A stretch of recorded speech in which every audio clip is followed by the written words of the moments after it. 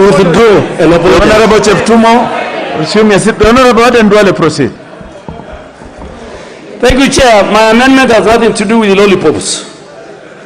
And I have passed that age of lollipop. Honorable Chair, I beg to move that clause 20 of the bill be amended in paragraph C, A, by deleting the proposed new paragraph FD, and B, by deleting the proposed new paragraph FE.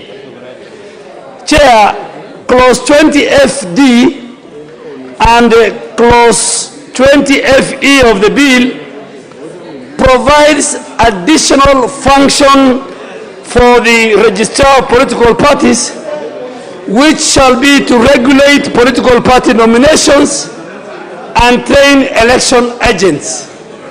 And I want members to listen to me. I am sure you will remember me that you will be victims of this thing.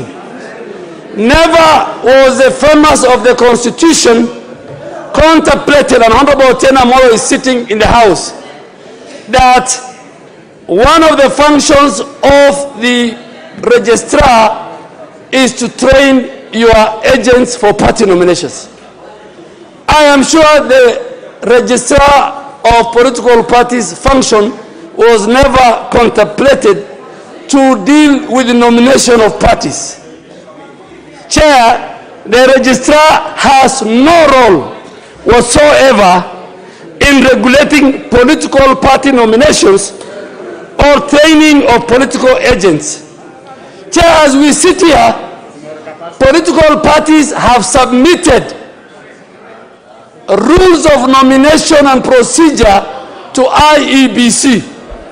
And IEBC has given each of the many political parties a certificate. And Chair, if you look at the function of the registrar, it's more like a department of IEBC. Already we have subscribed ourselves to IEBC. We have subscribed ourselves to IEBC based on our party constitution. Now, this amendment is trying to create an imperial registrar that will manage even who to train for your agents. She can deny some of you the training. She can deny your key supporters and your family members not to be in that certified register. This falls within, and Mr. Speaker, this function falls within the political party's constitution.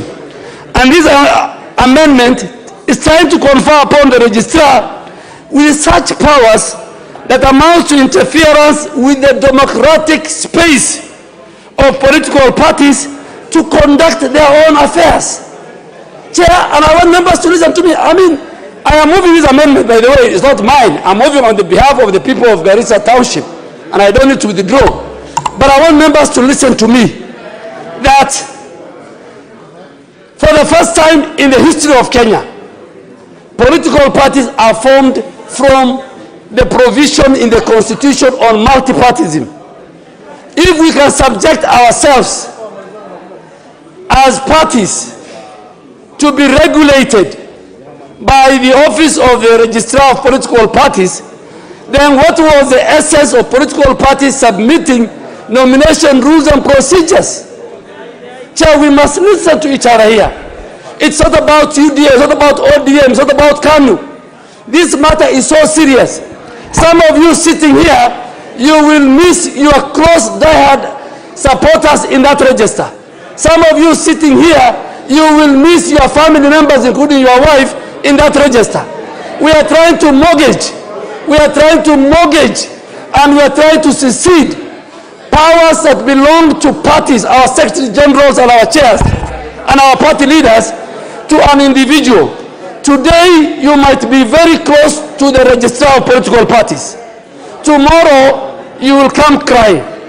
We must sometimes, and I want to ask members of Parliament of the National Assembly, you will be the first victim. Chair, and lastly, I am moving my amendment, so if you don't agree, I have no problem, but I will go on record.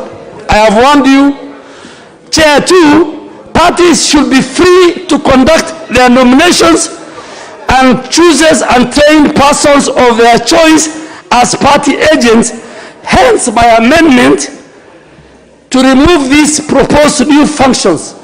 Since when in the history of this country have we said our party agents? I have been in ODM, I have been in URP, I am in Jubilee on my way to, and I've left the caucus, I am in UDA. Okay? Since when did we ask a registrar to train our party agents? It is there. It is in F, and I'm not saying it is in 20, Honorable Junet. Honorable Junet, read 20 FD and FE of this bill. We cannot allow the registrar to train that. I really